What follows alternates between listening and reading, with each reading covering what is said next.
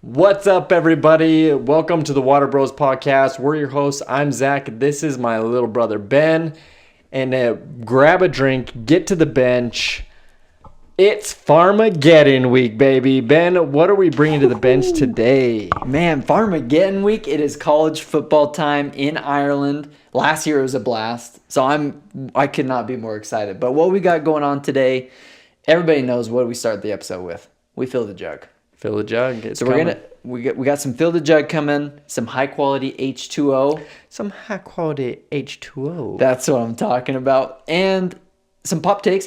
Dad did make some takes. Pop takes are in. So pop takes are in again this week. Out of the group chat, coming in. Out of the group chat, not just our takes this week. A little bit of some quick sips. This is the last quick sips before actual football starts. So I came up with something a little bit more unique and crazy. I'm excited to talk about that. I can't wait to get into it. I'm excited.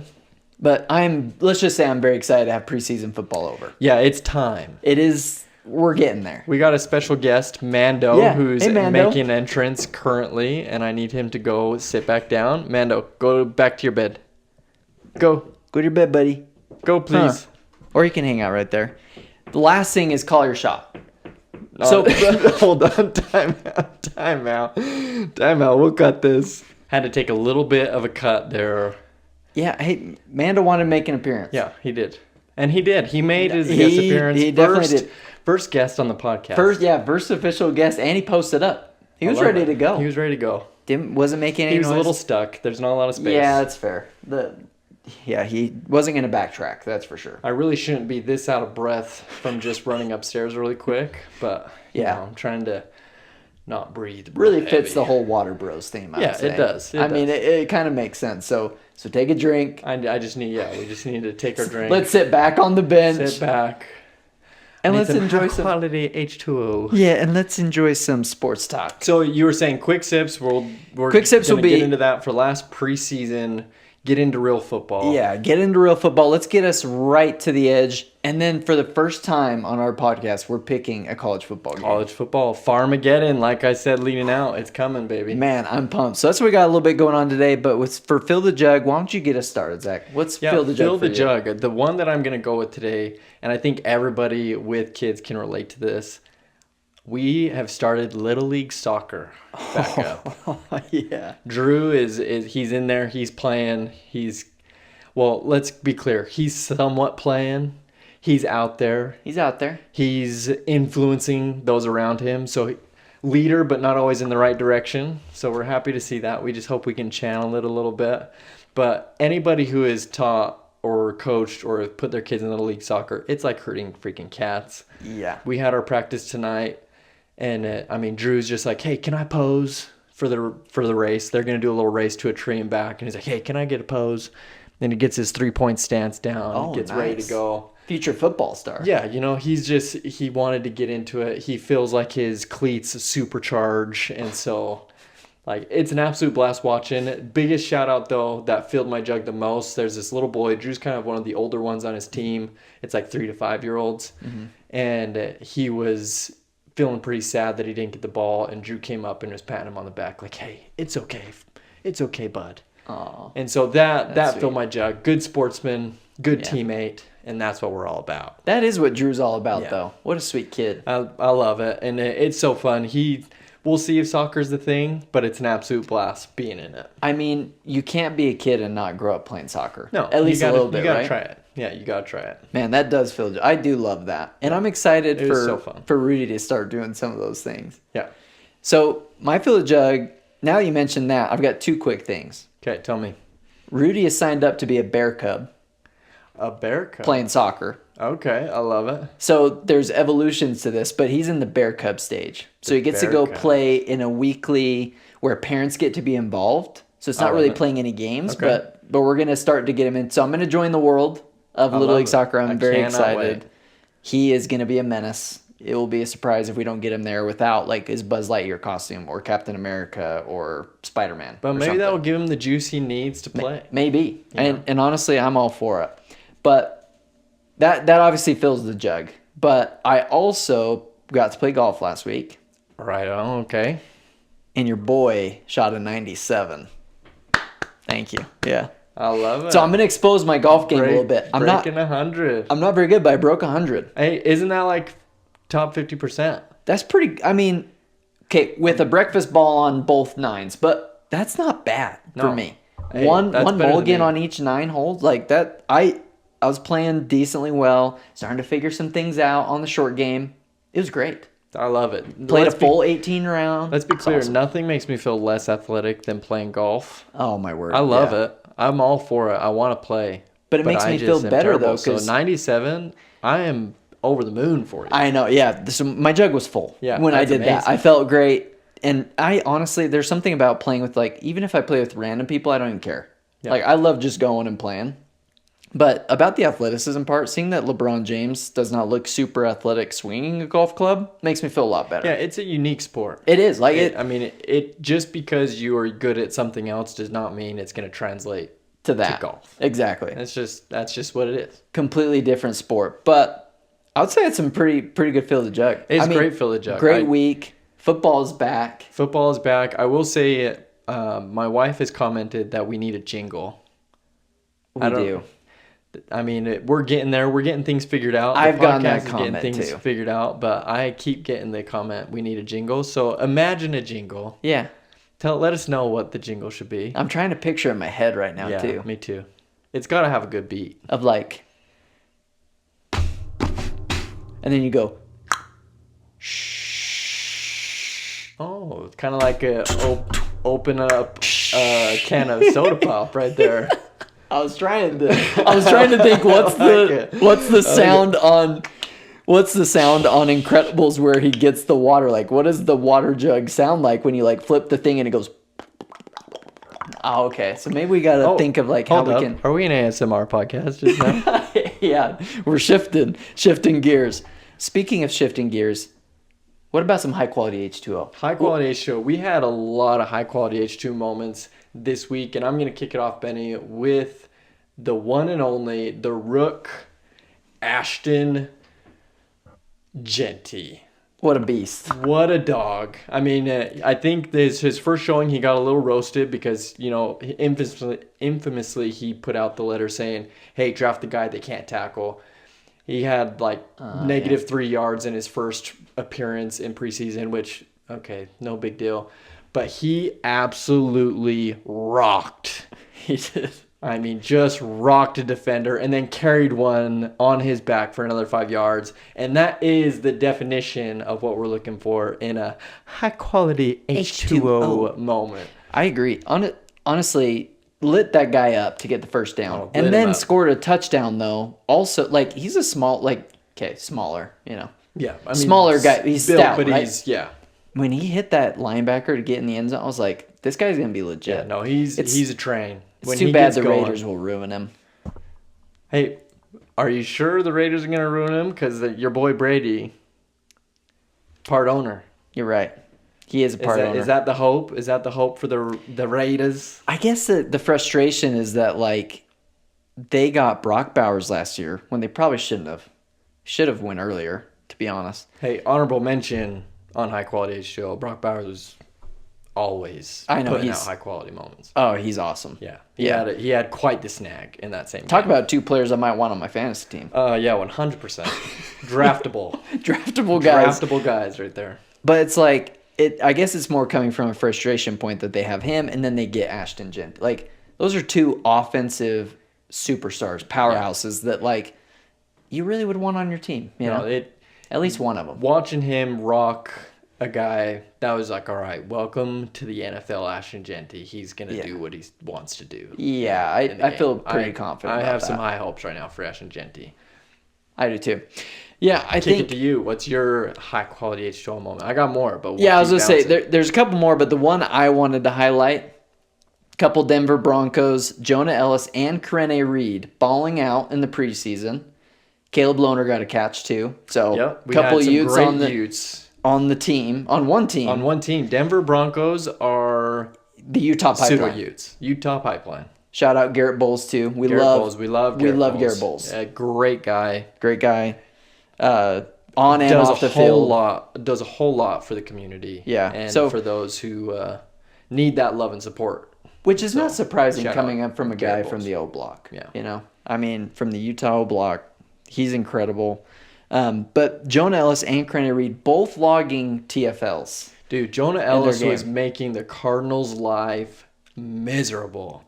I loved watching him just blow up that backfield. It was the best. And I hope he does that consistently this year. Yeah. I hope he just keeps ramping up. Like, he's that kind of player. Seeing the Utes be successful in the NFL, like, honestly, not much makes me happy. Yeah, we love giving our pro Utes a shout out. Oh, yeah. All of them. Yeah. All of them, I hope they do well, stay healthy, and win a lot of games. So, have to give them their shout out. But, oh, man. Someone made a big defensive play, though, for your Eagles. Great defensive play, and we absolutely love it because it's really his first showing out moment for the Eagles. Makuba with a big interception, pick six, taking it to the house. He played great in the game, period. Yeah. But to see him snag it and run it back, I mean, in the realm of electric plays, pick six is just up there. It does have to be up adrenaline, there. the feeling. I mean, I'm really excited for him to see what he does. We moved some pieces around. We've lost some guys on the defensive side, but Makuba is the one that I think is going to fit right into that Eagle culture. Mm-hmm. He's going to keep it rolling. He's going to blend with those exciting whites and Blankenship and Cooper DeJean. And Makuba with the pick six, brother. Former Clemson turned Texas star. Makuba's a baller. Yeah. It's just frustrating how well the Eagles draft. It really is. Hey, Howie's got his fastball. He really does. Always has his fastball, and I absolutely love it. Yeah, no, Makuba is a great addition, and I cannot wait to see what he does as he continues to develop and grow into the NFL game. Oh yeah, I think he'll translate well. He definitely belongs. But one of my favorite things over the weekend. How often do you get a quarterback in the NFL preseason, or a team, I should say, that just plays one quarterback in the whole preseason game? And yeah, I mean, almost never. Almost never. And this was a team that we both picked to win their game. So the Rams played just Stetson Bennett all game, 3 touchdowns. The Georgia Dog. The Georgia Dog, the champion. The guy who's making his stamp to be like, hey, I should be the backup instead of Jimmy G to Matthew Stafford. Someone who I feel like came into the NFL with not a whole lot of love. No. Despite coming from a championship program, despite coming from what he did in college, not a lot of like, oh yeah, Stetson Bennett's the guy. Yeah. But maybe he is a guy. Balled out, right? I mean, he played really well. And it's like, over a game, if you throw 3 touchdowns and a pick in a regular, I mean, those are great numbers. Yeah. Like, obviously the ball is a program, but love seeing him go out there, ball out in the preseason, put on some high-quality H2O on tape, get him a win. But most specifically, the high-quality moment for me, that was just like that pure glacier water from up north. Glacier water. Blessed by a shaman glacier water. Was the deep ball turned into go-ahead touchdown for the dub. Now that's not only high-quality H2O quarterback play, but that is clutch. That is what I absolutely loved about what Stetson Bennett put on tape this week. But if there's something that I don't question with someone like him, it's like he does have that like championship pedigree, ice in his veins. He's got that glacier water, ice water in his veins. Yes, he does. So he got it figured out. Try not to hit my mic. Yeah, try not to hit the mic. This is the tech department. Please do not hit your mic. Yeah, because I'm trying to get some animation in here, trying to get in the veins. He's got that ice water. Dang, it just doesn't work out, sometimes. You just gotta. I know. Hey, maneuver over here. It's all about finding the pocket. You're right. It's about finding the pocket. So that was great. Something that happened tonight, though. Oh, we cannot forget. We film Monday Night Football. We film on Monday nights, but we got Monday Night Football, which Monday we Night absolutely Football. love. We cannot wait because it just gets you psyched up to come in and then record the podcast because we just watched Monday Night Football. But we had another Rook taking off, doing his thing, balling out. Benny, what did the Bengals do tonight? So the Bengals, first of all, interesting enough, Joe Burrow started again. Yeah, played a lot of ball. Versus Jaden Daniels again. Yep. Burrow slung a touchdown. Daniels ran in for a touchdown. So starters played, but Mitchell Tinsley kind of stole the show, scoring 100%. 2 touchdowns from Jake Browning within 70 seconds. 70 seconds. Isn't that insane? 70 seconds. He absolutely went off, and that is how you earn a roster spot in the NFL. He got his shot in preseason, and boy, did he take advantage. Yeah. The guy got open, and it's not like he was just making easy catches. He was working for the catch. I mean, that contested catches. Contested toe touch, touchdown in the end zone. Great ball. I mean, 100. Yeah, Browning can play. Browning threw a great ball. Great placement. Former Washington Husky. Tinsley went out and made the play, and that is high-quality H2O, and I think earned him a spot on a roster because that is where we're at. Yeah, honestly, that's the thing is if you're looking at guys like undrafted, I mean, what better team than the New England Patriots, though, that have a history of smaller white guys that are slot receivers that just ball out? And this Efton Chisholm, he might be that guy. He might be. Because you got Julian Edelman as the most recent. Then you have Danny Amendola, Wes Welker. Absolute ballers and studs. And who was the offensive coordinator for all those guys? Josh McDaniels. There you go. And he's back. He's got Efton Chisholm. He's got Kyle Williams, the rookie in from the 3rd round. I mean, I have to throw in the Patriots. Like, I hope that Efton Chisholm makes the roster as an undrafted wide receiver, just like this Mitchell Tinsley does. So hopefully that happens. And we have one more high-quality H2O moment. Oh, and we're going to deviate from football for one moment. And just so everyone knows, like, this may happen from time to time. Yeah, we're going to talk. All sports have great moments. All sports have great moments. I mean, I have to talk, basketball's got to be thrown in there every once, like that's always going to happen for me. Basketball squad today. Yeah, repping Utah basketball today. I mean, shout out. Alex Jensen, please take us to the promised land because BYU is shadowing us right now. So let's figure that out. But we're going to talk a little golf. And we're going to talk about the top guy in golf at the BMW Championship, winning, unsurprisingly, like he's inevitable, but Scottie Shefler hitting an 82-foot chip shot on the 17th hole. Ridiculous 82-foot chip shot. I mean, just insane. The best part is him just watching it. Mind you, he doesn't have Ted Scott, his caddy. His caddy's been out for 2 weeks in this tour championship run. He barely lost last week. I mean, he was in the top 10, of course, again. And then this week he comes back, beats Bobby Mack, Robert McIntyre, who had a 4 or 5 shot lead going into Sunday. Bogeys 3 of his first 4 holes. And Scottie Shefler. And he can turn that fast. And, I mean, how much do you think it gets in some of these guys' heads? These guys are all professionals. They're all fantastic golfers. But how much is it getting in their heads playing alongside Scottie Shefler? I mean, at this point, it has to be so intimidating because Scottie just does it time and time again where he makes these just incredible shots. Talk about ice in the veins. Like, he just goes out and executes. It's perfect. And, I mean, it's so impressive. Like, give me 1,000 shots and I will never make that. Yeah, maybe make one in 1,000. Maybe one. I've seen you've hit a few good chip shots. No, that's fair. Not from 82 feet out. Yeah, that's pretty far. Like, he was rolling on the green. It was perfect. For a long time. One less rotation. Like, it had just the amount of rotations it needed to get in. Perfect placement, perfect line. Like, just so impressive. Yeah, and he just does it. And the best thing about it is Scottie's just chill about it, too. That interview that he had a few weeks back, I was just like, you know what? I don't, This isn't the biggest thing. Nope. Which I love. Like, I love that. Like, he does keep a lot of things in perspective. I mean, the guy's been arrested, had a kid in the past year and a half. Shout out Happy Gilmore, too, playing into that joke. My word. I absolutely love that. That was really good. So funny. And good sport for him, too. Say what you want to say about Happy Gilmore, too. But Scottie in Happy Gilmore, too, was great. Yeah, you can't go wrong with that. And honestly, but this is another reason why I really wanted to do this, to highlight why we love sports so much, but highlight the greatness at all these levels. It's one of the reasons why I love so many different sports, why I loved watching NHL playoffs. Did I ever watch hockey growing up? No, hardly ever. Unless we went to our local Grizzly game at the Maverick Center. Unless we went somewhere in person, like never.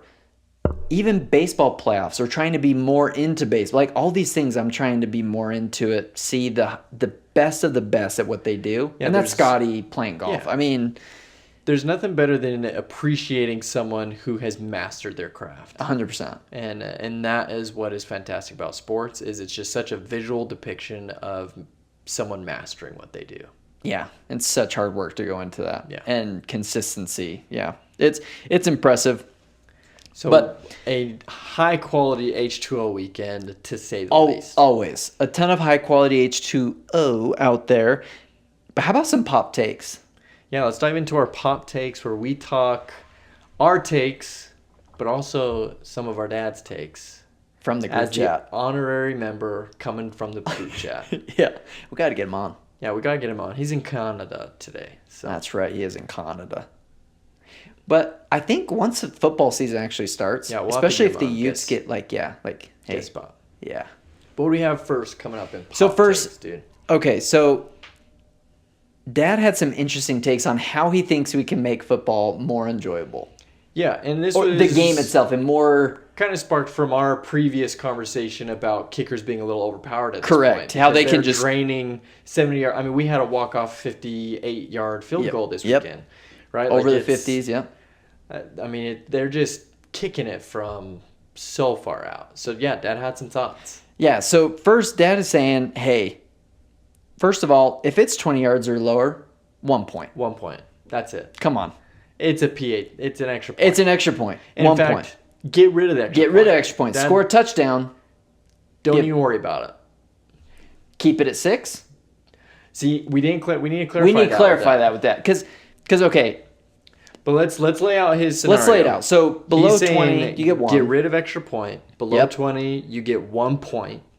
20, 40, you get 2. 40 to 55, you get 3. Or And 40 to 60, you get 3. And then 60 plus, you get he's 4 or 5 points 4 or is 5 what he's points. throwing Yeah, out there. He's basically saying you have a tiered scoring system for kicking, so that you're playing with the incentive of, hey, I got a long kicker, and I can strategize and get Let's plan some around decent that. points here, Right. depending on how I play this. So the first thing I thought when I saw this was I was like, okay, let's just put a 4-point bucket right on an NBA court then too. I mean, yeah. That's the type of that's the type of the change kind of we're idea, talking right? here. That's a huge change. It would change the strategy of the game. But Dad's whole motivation for this is like, hey, let's keep it entertaining. Let's keep it fast. Dad's all about the fan He's experience. all about the fan experience, and he Which I thinks that this appreciate. would amplify the fan experience. But what about for defensive fans though? I'm just thinking that in my head. It's like, how are we going to help these defense players out? You still have block kick potential, Yeah. which Hey, is electric. If you block a kick, 2 points. Like a safety. I don't know about that. But I will say my take on this, I'm not against getting rid of the extra point. No, yeah. The question is then, what is your baseline? And I think you can still opt for a 2. Yeah. And I think you keep that as part of the game. Otherwise, you stay 6.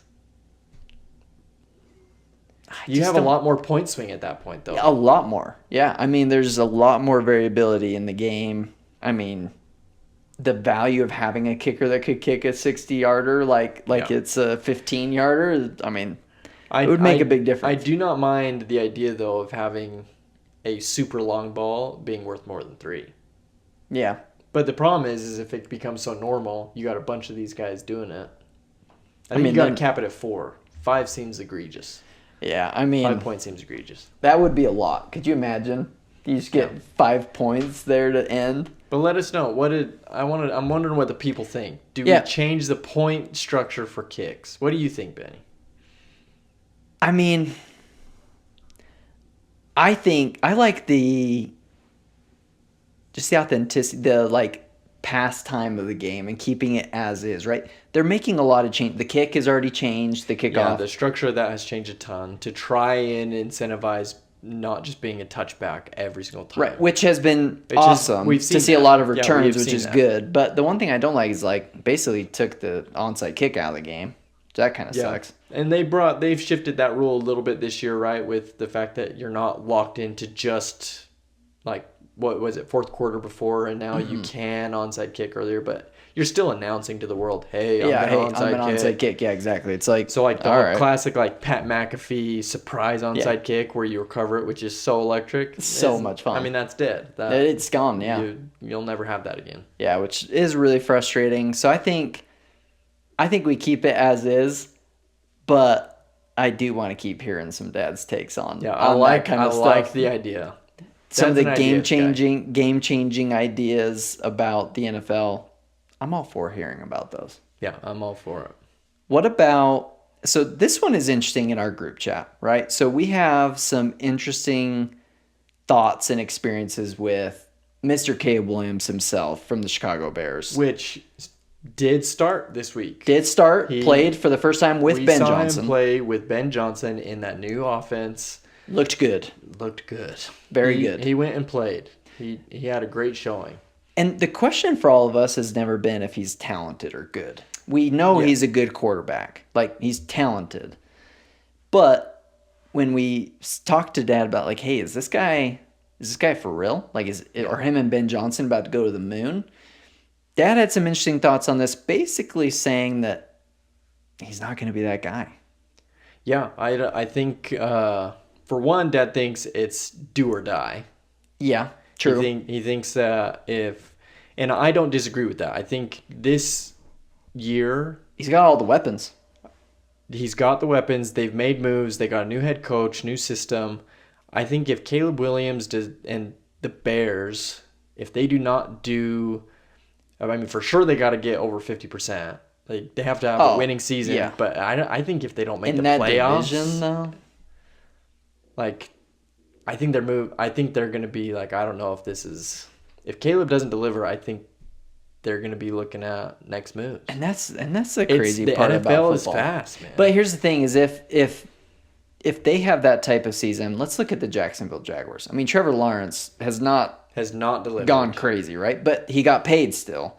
But they also their GM voiced this. Yeah, you got to do season. something. If he doesn't do something, we'll be looking to draft a quarterback. Yeah, it's just the reality of this game. Like, you have to be, like, not everyone has a Josh Allen. Not everyone has a Lamar Jackson or Patrick Mahomes. And when you are the number one pick, you're expected to be. You're expected to deliver. And now they've made moves to help you deliver. And at first preseason outing boded well. I think he showed some real promise in what he needs to execute. I do not have any real love for Caleb Williams as a Utah Ute fan. Mm-hmm. Go Utes. There is a deep-seated rivalry between Caleb Williams and the Utah fan base with his time at USC. And so, I mean, I don't want to say I wish ill on the guy, but I'm not rooting for him. No, definitely not. I wonder if his tears after the game washed away what he wrote on his nails. Yeah, maybe. Do you think it did? We had his number. We had his number a couple times. Number. It's all right, Caleb. Yeah. It's fine.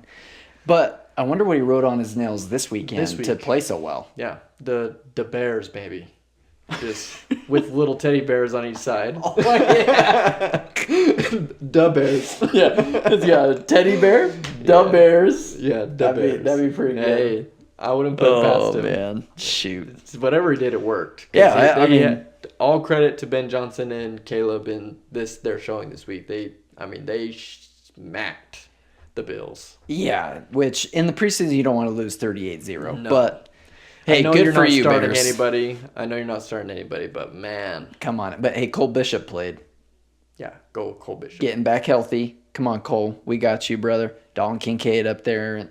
Man. Yeah, I mean, gosh. Again, another... That's still a draft pick that really, really irks me that the Patriots did not get. Get Dalton. Dalton Kincaid. Yeah, dog. Gosh.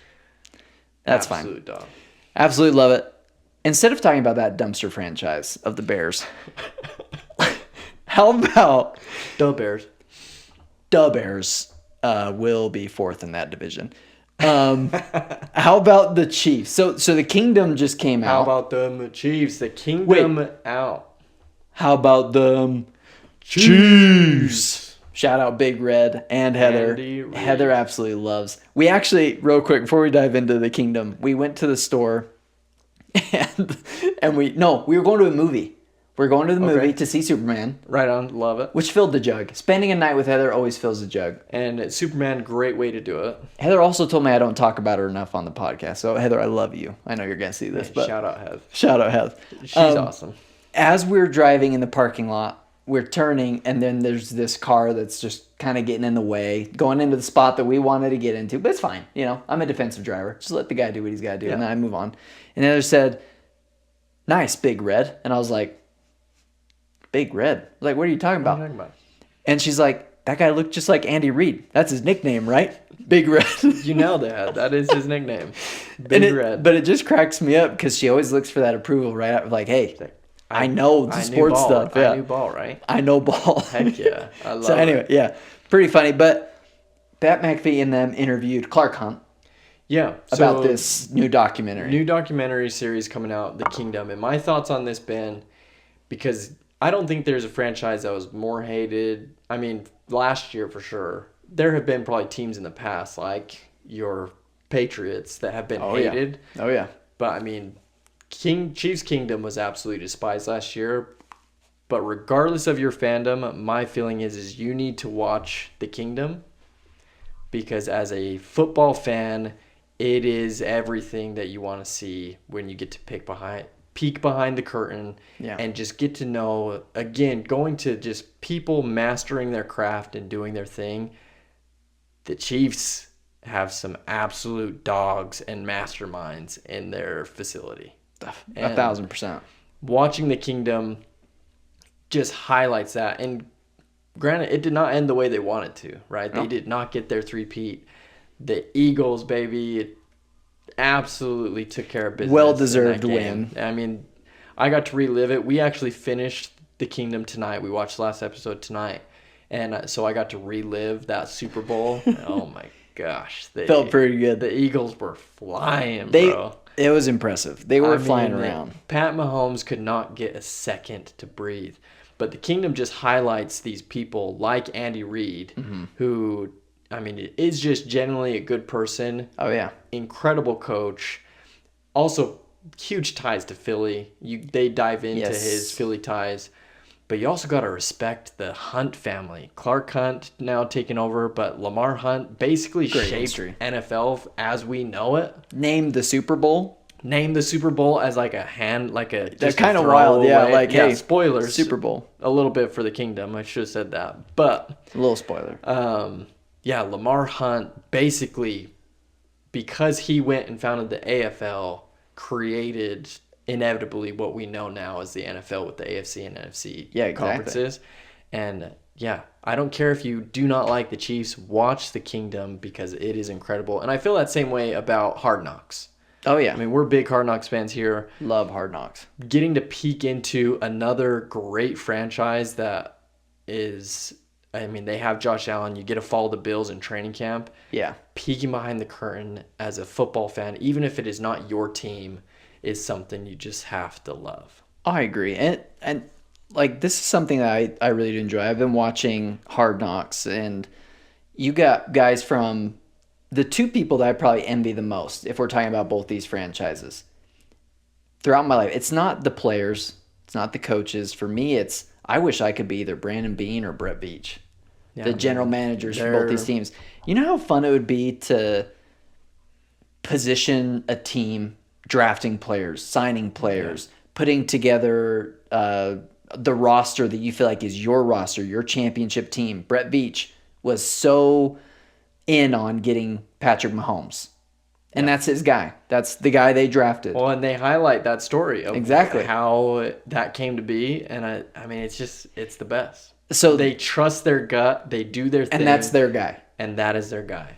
Same with Brandon Beane and the Bills getting Josh Allen. Yep. So I absolutely love like both the stories and, seeing their dynasty. Just the fact that they got back to the Super Bowl, though, for a potential three-peat. Yeah. I mean, that was historic in of itself. That's impressive. Yeah. So it's like getting to that mountaintop over and over and over again, and then you're fueling a guy like Patrick Mahomes by talking about Lamar, Josh Allen, talking about Jaden Daniels. Oh, I know. Getting launched to the top of the There's conversation. Joe Burrow, which honestly, for all those guys, deservedly so. But who's the one guy that only Joe Burrow has beaten? And Patrick Mahomes. Patrick Mahomes. He's that guy. He's that dude. He is the dude. And he's running the AFC. Yeah. Until proven otherwise. Which, stay tuned because, little spoiler, the Chiefs are not going to be my AFC pick. Ooh. It's tough, man. I'm just letting you know. For The Eagles will not be my NFC pick. You shut your mouth. You shut your mouth.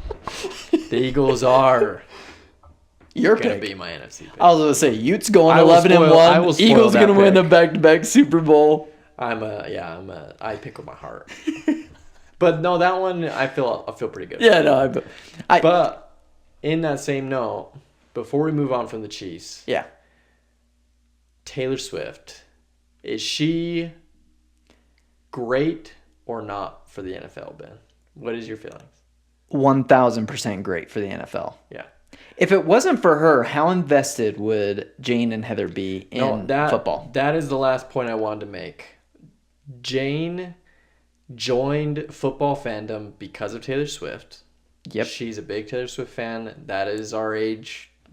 Jane grew up listening to all Taylor Swift. Mm-hmm. Is a Swiftie through and through. Yeah. Taylor Swift single-handedly has made, I think, this podcast something that is not only supported but loved, like all about it, because Jay loves football. She started watching for Taylor Swift, but she watches just as much football as I do. Yep. Now she just loves the game. She loves watching. She watches Hard Knocks. She watches The Kingdom. She listens to all the sports podcasts. And not even with me. Like, she'll do it on her own, and I'll come home and be like, hey, did you hear about this? And it's like, no, I did not. You tell me about it. Yeah, it's impressive. I mean? Yeah. And so, yeah.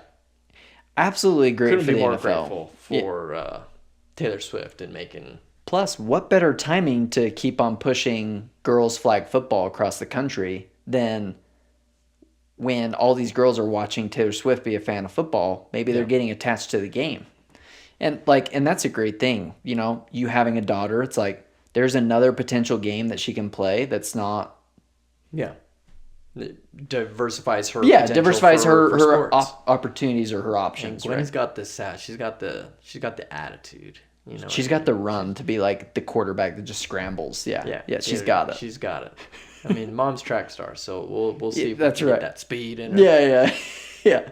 She'll really follow through. No, I completely think she's great, and they blew every record for the podcast that they did. Yeah, I mean, which just makes sense. And I hope that continues. I mean, obviously it's going to be different, and there's going to be the fans that say, "Oh, don't put her on the screen. Don't put her on the screen." It's like, keep Taylor Swift in the NFL. Good for NFL. Yeah. Good for obviously the Chiefs franchise, but good for me. Good for you. Yeah, absolutely. I think good for the game. 100%. I completely agree. You know what's not good for the game though? Cheating. Cheating is not good for the game. It's not good for the game. And for the record too, Patriots never cheated. Deflategate. Spygate. Watergate. How many gates? Watergate. No, Watergate was I am not a crook. Oh, yeah. I was going to say, I knew I was throwing in a presidential one, not a politics podcast. But, wait, these are all the Super Bowls we won, though? It doesn't matter. Yeah. It doesn't matter. You know, so... What's the phrase? They hate us because they ain't us? Yeah, they hate us because they ain't us. Yeah. Hate the player, not the game. You know what I mean? Like... But cheating that is substantiated, terrible for the game. And that was really loud. True. This is a great segue because the Kingdom, a large narrative last year was, refs are in the pocket, right? That's why they're doing what they're doing. They win these insane one-score games. They want the Chiefs to be in the Super Bowl again. Which, I mean, I don't buy into that. But we got punishment for a substantiated cheating scandal for the college Michigan Wolverines, for the Michigan Wolverines. And as Pete Thamel said, the authority on college football, It's probably going to be about $30 million. $30 million in monetary fines that they'll end up paying due to Connor Stalions cheating all those years ago. Shout out Pete Thamel. Yeah. Playing the podcast tonight. Pretty good. Yeah, not bad. Honestly, a lot of the inspiration comes from just people imitating Pete Thamel. Like, what a great voice that guy has, though. Yeah, I mean, great at his job. And all I was getting today on ESPN were notifications about him announcing all the starting quarterbacks across college football. Yep. Just like throughout all the day. It's in like his bag. Ohio State announces Julian Sayin, redshirt freshman transfer from Alabama, by the way, as their starting quarterback to go up against Arch Manning week 1 as they defend their national championship. Cannot wait. But yeah, all these different things he's announcing. Finally, hopefully getting an end to the Michigan scandal of them cheating. And, I mean, Dad obviously had a take on that as well, that like, hey, can't cheat. Yeah, cheating, despicable, bad for the game. Can't have it. He was glad that Michigan was made an example of. My question, Correct. Ben, was it enough? Do you feel like the punishment was correct? I think there's been a lot of chat online that maybe they were asking for a title to be stripped or, some of those other consequences. What are your thoughts? Honestly, I don't like any of that stuff. Yeah, I'm because at the end of the day, like, I'm not going to blame any of the players for, and they're the ones out there getting it done. Yeah. Can't take a championship away from them. No, and I'm with you there. Don't want to do any of that because look at back in Michigan's history, the Fab Five, and how they basically alienated Chris Webber for years. Yeah. And then finally were able to mend that relationship. I don't think that it's something you want to do to players based on choices that they make. But if the coaches are making decisions, yeah, let's fine them. Let's take away a lot of money from how they can recruit. Let's take away money from what they do in the postseason. Whatever it is, like, let's take money out of their pocket so it hurts the university, hurts the program. Which at the end of the day, I think that's who's creating the culture, right? Well, yeah, it's their the building. It's the coaches who are employees of the institution. Yep, that are held to a certain standard. Penalize the institution. Obviously, Harbaugh got a suspension, and he doesn't care. And he's in the NFL. It's not going to matter to him. Nope. Connor Stalions will not be on the sideline anytime soon. Not going to be on the sideline anytime soon. So, those consequences to them seem appropriate, but yeah, hit the pocketbook. I think penalize the institution where it counts, especially in today's era where money talks and money is everything. 100%. For even college football, but don't hurt the players. Don't take away chances or bids for playoffs because I think that's unfair to these guys who are, at the end of the day, trying to make it and improve their lives as well. So exactly, a penalty from the NCAA, who's supposed to protect players, that would affect players, I think would go counter to the last useful purpose of the NCAA. Exactly, yeah. Which, see you later here soon. Yeah. Honestly, no, I agree. And the last thing on money though, in that aspect, did you see Kansas got the $300 million donation? Oh my gosh, yes. Kansas.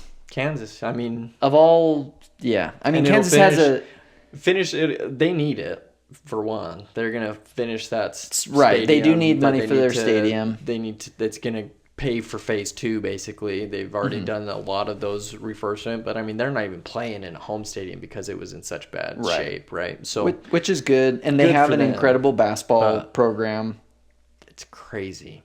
This new era of college football and college sports in general, it's with interesting. The money is just fascinating, and I'm sure we're going to continue to see.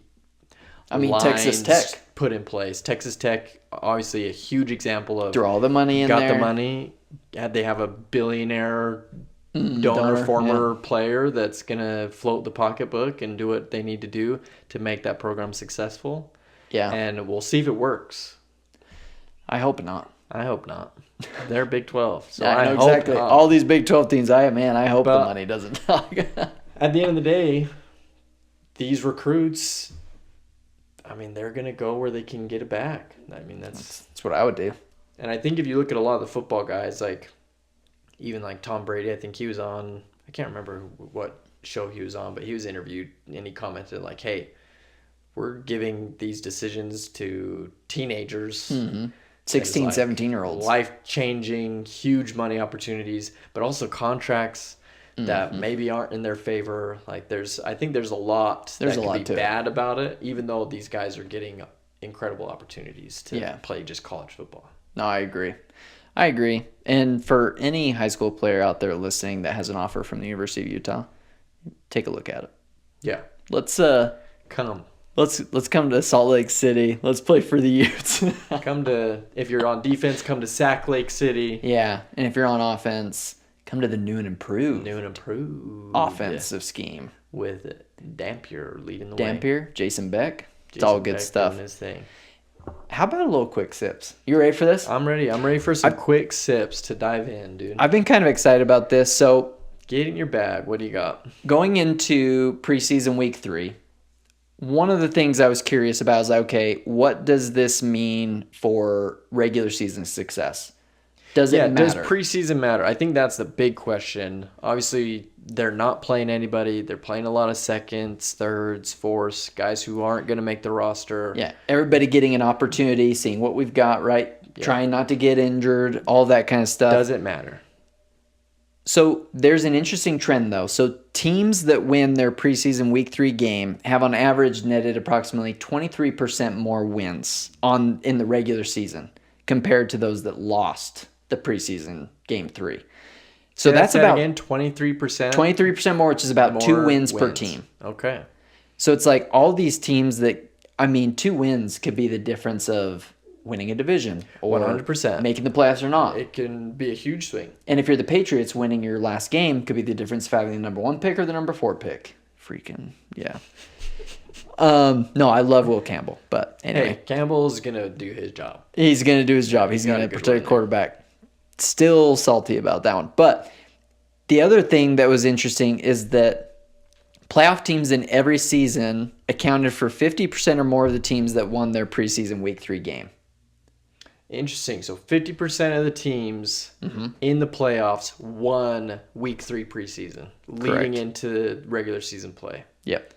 And I think my feeling on this, do you have more on that stat? Is there more to that pie? No, honestly, those are the main 2 that I was... Because my feeling, my takeaway from hearing that, because I didn't know that, is it's momentum.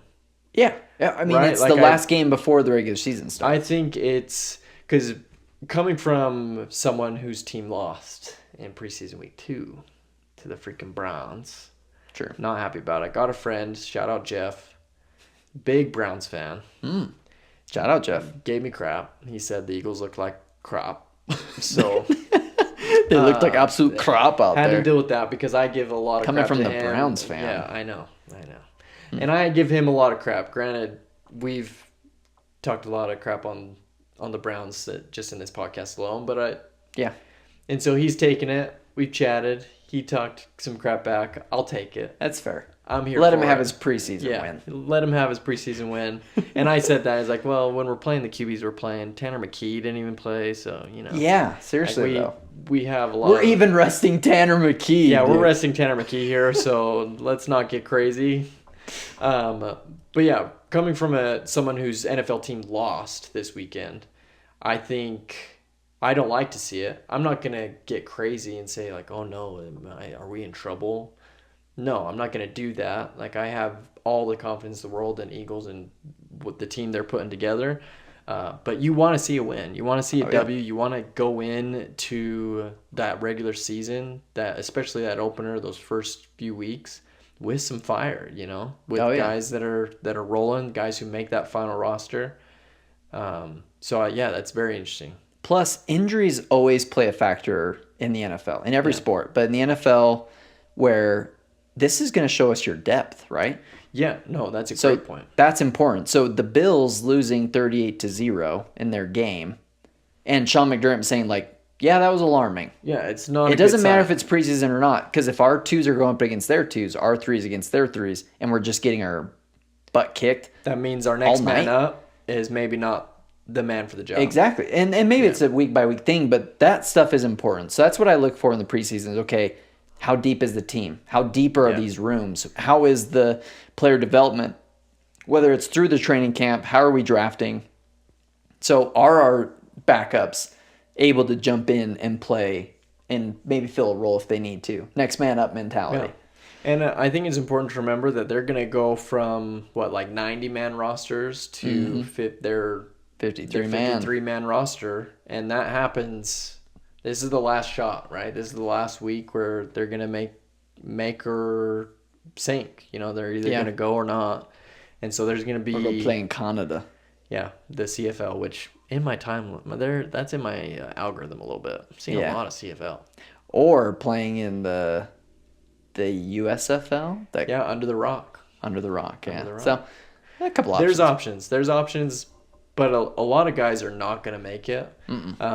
So, I think we're going to see the people that they're most likely going to maybe roll with to see that depth, to actually kind of check. I imagine most front offices have a pretty good idea of we need one more test. We need one more check. To feel good about these making players. This decision that's going to impact a lot of guys. Right, exactly. Who's going to make the 50th, 51st, 52nd, 53rd spots? Yeah. Because that's not easy. No, I mean, that stuff's important. And so that was a little bit of, that was the best quick sip of them all so far. I like it. I like it a lot. I'm all about the stats. More in the bag, where once we get into real football in here, which we're going to call our shot on not only some NFL games, but college football, Farmageddon. First one. Game. Before we get into college football, though, so last week we picked another 5 preseason NFL games. Yep. You beat me again by 2. I am crushing for the most part. It's impressive because we both picked the Eagles. They lost. We both picked the Patriots. They won. Not surprising. Patriots rolling. Sticking to, you were pretty high last time, so just keep it rolling. Keep the confidence flying. We're undefeated. Travion Henderson is an absolute dog. He is. Talk about someone I'm targeting for fantasy. Another great showing for Travion. Travion, he's going to the moon. Drake May, breakout year. This year's Washington Commanders are the Patriots. Oh, there you go. From last year. That's a big take. Dead serious. We're made to be that team. Commanders, they hit high last year, man. Who's going to be the second in the AFC East behind the Bills? Oh, that's a good point. Jets blow. I picked them to win their preseason game. They did not. Giants did their thing there. And the Dolphins, Jackson dog. I don't have a lot of faith in the Dolphins. I really don't. The Dolphins don't seem very... Dolphins, I love their coach. I do like Mike McDaniel. I love Mike McDaniels, but they just have not been able to figure it out. Yeah. Tyreek Hill, talk about a fall from grace. Jinx, man. That was pretty Jinx good. Again. Oh, man. We're on it. We're insane. Yeah, talk about a fall from grace. But I think so. Patriots could have that second spot. The Patriots, I think it's wide open. You got to go. I'll make the season prediction next week. You'll see what my thoughts. I have a pretty good season prediction, I think, for them. Yeah, I don't think you're wrong there with them having a great potential to make a difference in that conference. Better team or division. Better team, and Elliot Wolf said he's willing to trade a first-round pick. Trey Hendrickson coming to the Patriots. Trey Hendrickson's I think Trey Hendrickson's out the door with the Bengals. So you got a lot of potential there. Or Terry McLaurin. I think he's also to the Patriots. Out. I think he's closest to staying with Commanders of all of the current contract disputes. I'm pretty sure, based off of insiders, what they're saying, right? Because we don't have any inside tracks. No, but what they're saying, it seems like he's most likely to stay. But at the same time, that just means he's closest to staying. I don't think they're. Yeah. I think they're at high risk of losing him, and then I think Commanders don't do the same thing if they don't have that wide receiver one.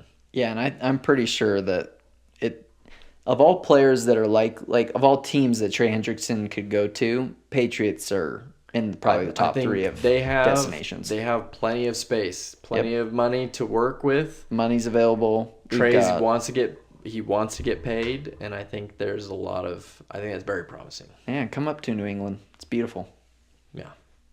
I've only been there once, but it's beautiful. Beautiful place. So, you beat me pretty good again on the picks. Plus +4. +4 overall, which is, not great. So I need to bounce back. But the first game we're going to pick is a college football game.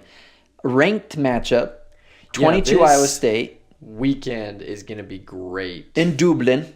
In Dublin, Ireland. We're going to Ireland.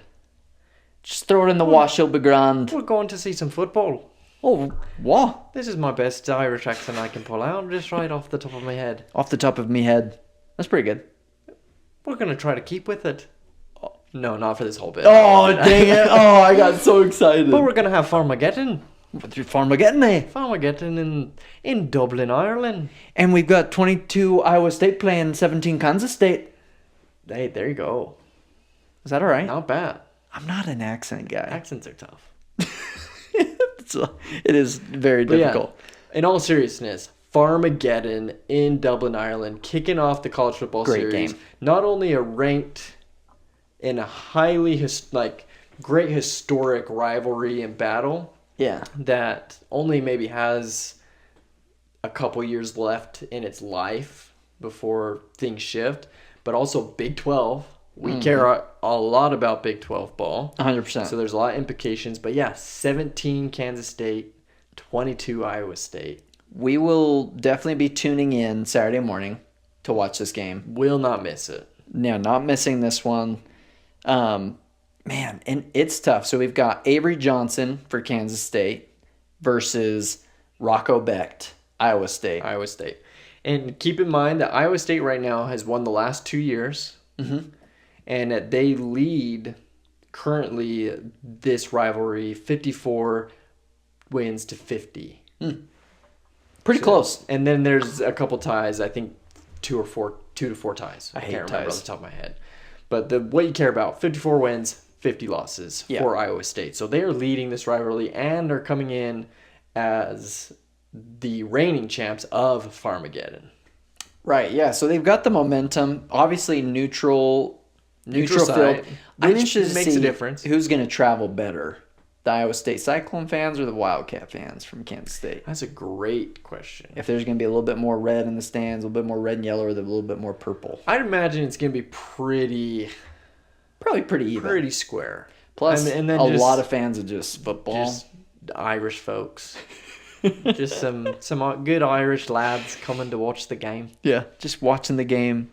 Oh man! Every I time doubt we're gonna have anyone across the pond listening to this particular podcast, but Sure. if you do, welcome. I know. Plus, what's funny to me is like whenever I hear that accent, I always think of the Conor McGregor, where all the fans are like, "Hey Conor, you got like 300 Irish lads here cheering you on," and they're like, "Hey Conor McGregor." I mean, most famous Irishman right there, Conor Yeah, McGregor. but they sing the song to him, just so iconic, I love incredible. it. But I love it. you kind of threw it at me like, hey, you always pick first.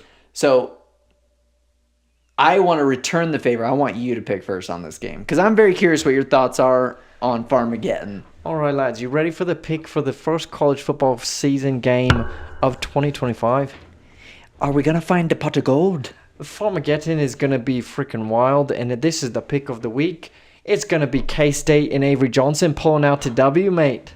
Avery Johnson. Avery Johnson. I'm going to go Kansas State. Okay. I'm going to roll. I think Iowa State, no disrespect. I think they're going to still have great ball. I think Kansas State's going to have a hotter start. Avery Johnson's going to come in and do his thing, and I'm going to roll with the purple and this silver. week. Yeah. I like that pick. I honestly was leaning Kansas State as well because Iowa State just lost 2 of their top receivers to the NFL. Yeah. So Rocco Becht, and honestly, if I'm picking between quarterbacks, I really like Avery Johnson's ability to run the ball too. He's dual threat. Especially He's beginning of a dual threat season. QB. That's why I say it's brand new. Get into it. When you have a dual threat QB, I just think you have the capacity for that faster, hotter start. But this is different scenario than last year where the players playing in the Ireland game, DJ Uiagalelei was playing in the Ireland game, and he was new to that system. These are 2 guys that have been in this system. They know it. They know their stuff. So this is gonna be gonna be quality football, I think, to start. Yeah, to be honest. Yeah, I don't think we're gonna see bad ball. I think we'll see 2 squads that are out there ready to play. But And I don't want to start on the same side, but I think I'm going to go K-State as well. Hey, it's okay to be on the same side. It is okay to be on the same side. Yeah, brothers hug. It's all right. Brothers hug. That's right. We're going to go with each other on this one. I think Kansas State's going to pull out the win to start the season, and they'll just get up higher in the rankings. Utah will beat UCLA, and then Utah will enter the top 25. Yeah, there you go. Iowa State Simple as that. I was going to say, my question is, because in especially the playoff era where every win, every loss matters, I think this game has implications on who runs and who doesn't, who makes potential playoff shot for Big 12, who makes championship. I think already this has implications. Yeah, I mean, Joel Klatt picked Kansas State to win the Big 12. So it starts right from game one. You're playing a ranked opponent, conference opponent, week one. You got to be ready to go. Technically, week 0. I guess we put it that way. Yeah, this is because they play the very next. Iowa State, I think, plays the next Saturday again. Yeah, they're real quick. Oh, dang. Quick turnaround. They are back-to-back. Yeah, real fast. I mean, it's like a super small. Right, yeah. Like, not even anything to worry about opponent, but right. They do play right away again. Yeah. So I think that'll be interesting. It's good to have college ball back and alive. The stories are going to start piling up. Just starting to kick off. It's going to be so good. It's going to be fantastic. So I'm pumped about that. Let's also pick the last preseason NFL games. Last week of preseason. Goodness, that we are ready. I am ready to see that banner hung in Link for the Eagles on September 4th against the Cowboys, and I'm ready to just kick the crap out of the Cowboys. Watch the Cowboys come in there and just beat the crap out of them. No chance. You know who's lost their fastball? Jerry Jones. Jerry Jones and the Cowboys. Except for the Dallas Cowboys cheerleaders. I've been told that I'm not allowed to hate on them. Yeah, Heather would probably say the same. Yeah. And they got paid more. Yes, Shout out getting paid more money. Shout out. We're all about getting the bag. Cowboys cheerleaders got paid more money. Yes, so good for them. They deserve it. They're fantastic. What games are we picking today? Last 5 games of preseason week 3. So there's a couple staples, obviously, throughout the theme that we've done. Patriots, Giants are who they're playing first this week, which you love Jackson Dart. You love Cam Scatterboo. I'm a big Jackson Dart You're fan. saying that the Giants are sleepers. I am glazing Jackson Dart. They're going to do something in the division. I think we'll see what Commanders do with this whole Terry McLaurin situation, but I think the Giants You think they're just behind the Eagles? Better than the Commanders and Cowboys? I think definitely better than the Cowboys. Okay. Fighting for the second spot, potentially. I think fighting for second spot. I think we'll see what Commanders do. Without their wide receiver 1, I think I might edge out to the Giants, which is a big deal. Though Russell Wilson, I think, is a little bit washed. But Patriots-Giants, I do love Jackson Dart. You already know who I'm going to pick. I know who you're going to pick. So you go ahead. Let's start on up. I need to bounce back. I have been picking him. I've been saying Jackson Dart's a dog. I think he's going to start again. I don't know that for a fact, but I think he will start this preseason again. I would. Because why wouldn't you get him a few more reps with the way he's been playing? See him more. Out of his mind. Touchdowns, yardage, completions. He's doing it all. I will stick with the Giants for the dub over the Patriots in preseason. So quick question for you on Call Your Shot. Yes. Are we going to wipe the slate clean when the regular season starts? I think we should. Start fresh. Because preseason is just like such a crap And we're going to rapid pick all the games. Pick all the games. But because preseason is just, again, 3 to 4 quarterbacks per game, it's just a crazy mixed bag. I don't know if Drake May rests, though. I think I would give Jackson Dart the edge in that, so I'll pick the Giants. That's fair. I want to say fair take. Patriots are going to win. Yeah, I mean, undefeated preseason. Here we come. Braves got some cooking. Which I don't know. Typically that doesn't bode well.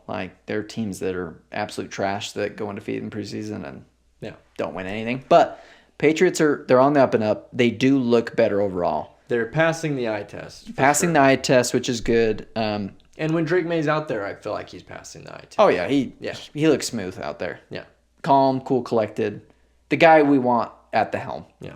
So I feel good about that. Eagles-Jets.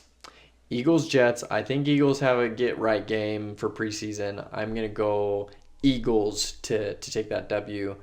It broke my heart to see how much they struggled, but I think Sirianni will get them course corrected. He wants to see the boys do what they're supposed to do. I mean, that's Sirianni football. Yeah. Honestly, it's a tough one because I picked the Jets to beat the Giants last week. They didn't do that. No, they did not. But they haven't really shown like their full potential out there. They're not letting him loose, right? Because they're not letting him loose, but he probably will play. And I'd probably take Justin Fields over Kyle McCord. Honestly, probably right now, I'm all about just maybe kind of picking the opposite of you a little bit. Give me the Jets. All right, take the Jets. Okay, so we're opposing Tying on both doesn't these do games. anything for you, so you No, may you're as well right. go contrary. I gotta fix things up. But the third one I want to throw in there is Bears Chiefs. We haven't picked Chiefs. a Chiefs game and we yet. have not talked Chiefs at all in preseason, which I mean they have not been doing well in the preseason. Well, they haven't played. Yeah, but they're not playing anybody. They haven't played anybody. They're not playing yet. anybody, but they haven't had a good preseason showing. No.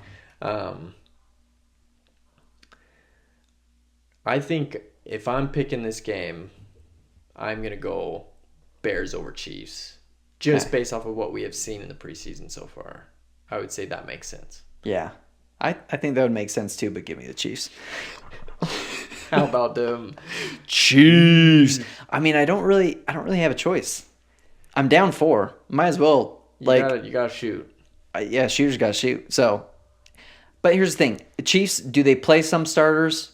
I would assume they're going to play Patrick Mahomes one series in the last preseason game. I think that's been a common thread for them over the past few years. That's not bad. That's a good point. I do think Caleb runs again. I think so too. Again, Caleb looked really good.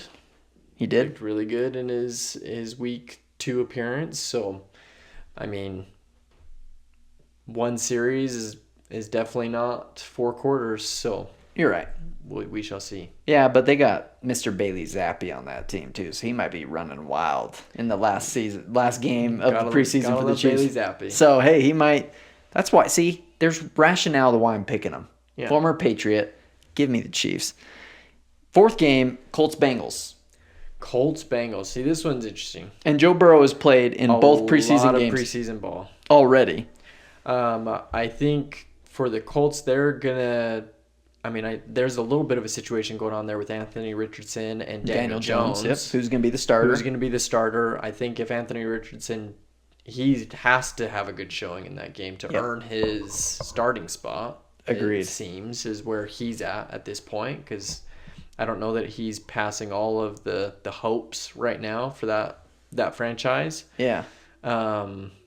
It feels a little unfair that I'm picking first. Do you want to pick this one first?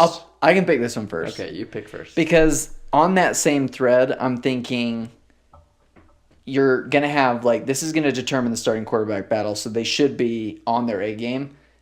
Give me the Colts. You're going Colts. All right. So I'm going to go with Cincinnati doing their thing like they did tonight in Monday Night Football. Jake Browning. Even on a short week, I'm going to go with the Bengals getting a week 3 dub. So in a perfect world, what if all 4 of those games went my direction? We would split. We would tie. We would tie, and then Rams-Browns would be the tiebreaker. That's the last pick. Rams-Browns. Rams-Browns. We should do the 1-2-3 again, like we did last week with the Titans. I like it. We'll do the 1-2-3. First off, Stafford's practicing. He is practicing. He practiced today, so good news for that Stafford getting past the and back. good news for our guy, Puka Nacua. Great news for Puka Nacua. Shout out. Absolute dog. Love watching Puka. Yeah, kid from Provo, so absolutely love that. And that bodes really well for that program to have Matthew Stafford. That said, I don't think he's going to play I don't think so either. At all for the Rams, just because of his back situation. Doesn't make sense. I don't think they roll him out there. Just get him reps in practice with the guys, and I think Shador will be back on for week 3. I think he'll get a shot. They did name Joe Flacco the starter. Joe Flacco is the starter, but I think it's still a Dylan Gabriel, Shador Sanders battle for sure to see who's going to be the guy going forward weeks from now, right? And so. I think you'll see both Shador Sanders and Dylan Gabriel, who have had their fairly good performances in their preseason showings. Sorry. Are you ready? I'm ready. 1, 2, 3. Rams. Wow. Okay, good. Us. Yeah, Okay. I just kept having Stetson Bennett just flash in my head. I was like, I think Stetson. I think he's just going to go wild. He Yeah, played crazy. he's going to go wild. That's And a good point. Rams will end I up. like the Rams a lot, honestly, but I do think the Shador's going to be playing for a lot in preseason week 3. So I think so. Honestly, yeah, you can't go wrong with that pick at all. I think there's going to be some fun battles that can be won to end this preseason. Yeah. See who's going to be starting where, who's making the team. We got a lot of fun things coming up. And next week is going to be a very, very college football heavy. So tune in because we're going to be picking. We already said how many games we think the Utes are going to win, but we're going to be picking the Utah UCLA game. Utah, UCLA, we got Texas, Ohio, the Ohio State. The Ohio State against Texas. Got to pick that game. Games looking forward to for college football. It's going to be a college football show next week. Yeah, college football show next week because we'll then have another episode before the NFL regular season starts. Yeah. So we'll be able to separate the two. College football next week. I don't even know who BYU plays. Who's BYU play? I'd have to look. I don't know either. No, it doesn't matter. Yeah. Just kidding. No, shout out. There's a couple of BYU fans I know that have been listening. Yeah, so same. I got some in. Shout out to BYU fans. I will see who they're playing, and we will have. We will pick BYU. We'll pick BYU. Teams, We'll pick Utah State. But we'll also do kind of our conference champions who we think are going to run each conference, Big 12, SEC, ACC. We're going to do a full preview. Picking back where we were, we're going to pick our conference champions and what we think this whole college football season has in store for us, which is going to be amazing. Yeah, playoff picks. I think we should pick a national championship. Yeah. National champion, I mean.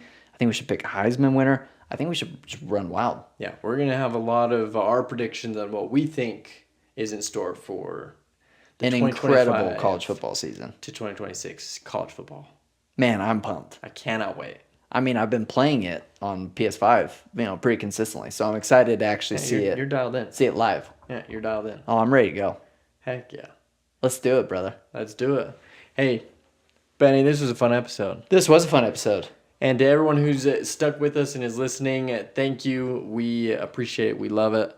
And we hope that you continue to come and join us on the bench. And Benny, what do we remind the people? Oh, you got to stay hydrated. Stay hydrated. Every day, ladies and gentlemen. See you on all the socials. See ya.